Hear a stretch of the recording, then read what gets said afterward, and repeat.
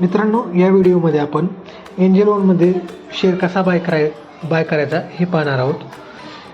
बऱ्याच वेळा आपल्याला असे होते की आपण एखादा शेअर घ्यायचा असतो पण आपल्याला घेता येत नाही, कारण प्रत्येक ब्रोकरचे प्लॅटफॉर्म वेगळे आहेत.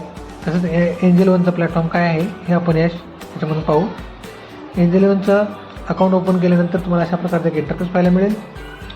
यामध्ये तुम्ही आज आपण इरिडा या कंपनीचे शेअर घेणार आहोत.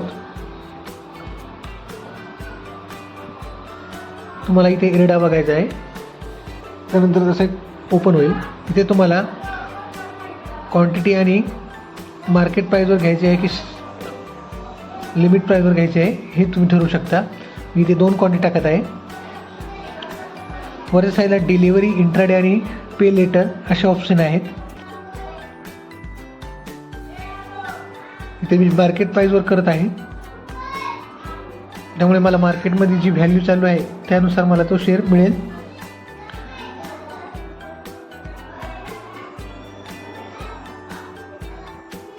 ऑर्डरवरती प्लेस करायचं आहे, कन्फर्म म्हणायचं आहे. कन्फर्म म्हणल्यानंतर तुम्हाला तुमची ऑर्डर सक्सेसफुल झालेली आहे. मित्रांनो, मी विथ पे लेटर केले होते, त्यामुळे ते मला इंट्राडेमध्ये डिलिव्हरीमध्ये कन्वर्ट करायचे आहे. इथे तुम्ही जो पे लेटर केले होते ते तुम्हाला तुमचा शेअर डिलिव्हरीमध्ये की इंट्राडेमध्ये करायचा आहे ते तुम्हाला करता येतो. मी तो सक्सेसफुली कन्वर्ट केला आहे डिलिव्हरीमध्ये.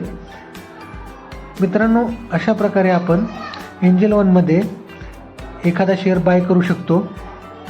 जर तुम्ही तो डिलिव्हरीमध्ये घेत असाल तर आपल्याला त्याची पूर्ण अमाऊंट द्यावी लागते, आणि इंट्राडे किंवा पे लेटरमध्ये घेत असाल तर त्याची अमाऊंट द्यायची सध्या तरी गरज नसते. अशा प्रकारे आपण एंजल वनमध्ये एखादा स्टॉक किंवा शेअर बाय करू शकतो. Thanks for watching. Stay blessed.